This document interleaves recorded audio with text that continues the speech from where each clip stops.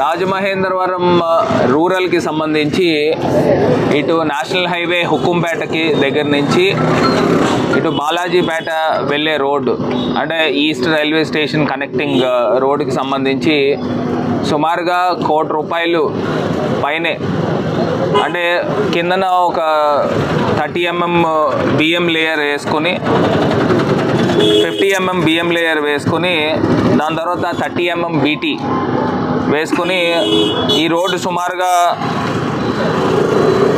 1.225 kilometres అంటే 1.5 kilometre దాకా ఈ రోడ్డు ఉంది. ఈ రోడ్ని రేపు 2వ తారీఖు నుంచి వర్క్స్ ప్రారంభించి సుమారుగా 15 రోజులు పడుతుందండి. 10 days 10 రోజుల్లో ఈ యొక్క వర్క్ కూడా కంప్లీట్ చేయడం కూడా జరుగుతుంది. ఇది ప్రాంత ప్రజలందరూ కూడా చాలా రోజుల నుంచి మా ఎంపీ ఆఫీస్కి రావడం కానీ అదేవిధంగా రూరల్ కోఆర్డినేటర్ చందన నాగేశ్వర్ గారి యొక్క ఆఫీస్కి వచ్చి చాలామంది చెప్తా ఉన్నారు. కానీ ఈ ప్రాంతంలో నిజంగా బాధాకరం ఏంటంటే ఈ వెనక పక్కనంతా కూడా కొంత ఆవ ఏరియా కింద ఉంది.